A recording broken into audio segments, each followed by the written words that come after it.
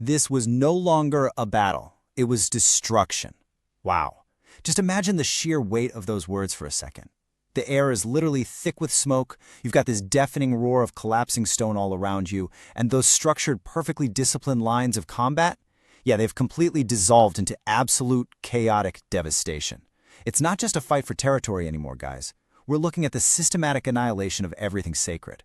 So today, we're stepping directly into the exact moment an empire shatters. Welcome to this explainer. Today we're breaking down the anatomy of a contrast, glory versus ruin. We're going to explore that precise moment an empire's pride shatters and how the physical collapse of a city violently mirrors a soldier's internal realization. Okay, let's dive into this first phase. War spills into the streets, the external chaos. The escalation here is just horrifyingly rapid. Literally, in what feels like an instant, minute 1, the battle completely spills beyond the designated field. By minute 5, civilians are forced to flee in sheer terror, and you can almost hear their screams echoing through the choking chaos as they lose their homes. Minute 10 hits, and the structural and spiritual pillars of society, the temples themselves, start collapsing as flames rise high into the sky. And then at minute 15, the ultimate breach. The enemy completely breaks through. It's a total sensory overload. You've got the immense heat, the raw panic, and roaring fires consuming homes that were perfectly safe just hours prior. Which brings us to the thematic core of our analysis, glory and ruin, the contrast of empire. And this brilliantly illustrates the episode's stark contrast. On one hand, you have the monumental symbols of the empire. We're talking stone statues, sacred halls, the literal physical manifestation of Rome's pride. These were structures built to project eternity, right? Absolute invulnerability. But then, the reality of destruction hits. Those same quote-unquote eternal statues, cracked under the intense heat, the sacred halls are instantly turned to ash. Rome's immense pride is just reduced to roaring flames. The permanent, sacred imagery is rapidly and violently consumed. It really proves that no amount of carved stone can withstand the raw consuming force of this kind of destruction. Now we're shifting from that external chaos to the internal environment of our protagonist, the moment of loss. So, looking at Centurion Marcus, he is driven entirely by military instinct at first. Step 1, he pushes through the thick, blinding smoke. Step 2, he's shouting orders over the deafening roar of falling buildings. Step 3, he's desperately trying to regroup his scattered men. He's literally trying to impose structure on absolute anarchy. But then, Step 4, he freezes. The sheer, overwhelming scale of the consuming fires completely breaks his conditioned momentum. The external devastation entirely overrides his internal discipline, forcing him into a dead stop right in the middle of the carnage.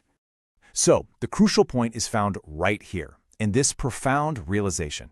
This was not victory. This was loss. As a centurion, Marcus's entire identity is forged around the concept of glorious victory. But standing there amidst the cracking stone and the ashes of sacred halls, that grand illusion just completely shatters. He isn't just losing a tactical position, he is witnessing the total physical and ideological collapse of everything he swore to protect. It's a deeply profound, devastating moment of absolute loss for the soldier. Let's look at the immediate aftermath of that realization. Regaining control, the desperate pivot.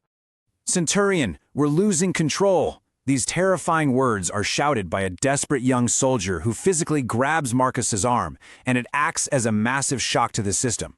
While Marcus was paralyzed by the existential weight of Rome burning, this young soldier grounds him instantly back into the physical peril because, the fires haven't stopped. The enemy hasn't paused at all. The danger is incredibly immediate, and as everything around them burns, his men desperately need their commander. Then we take it back. Marcus clenches his jaw in absolute assertion of sheer military resolve, and he snaps right back into the role of the centurion. But man, there is a deep, tragic irony layered beneath those words.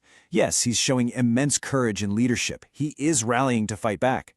But look around him. The statues are cracked, the halls are literally ash, the pride is reduced to flames. He resolves to take it back, but it really begs the tragic question, what exactly is left to save?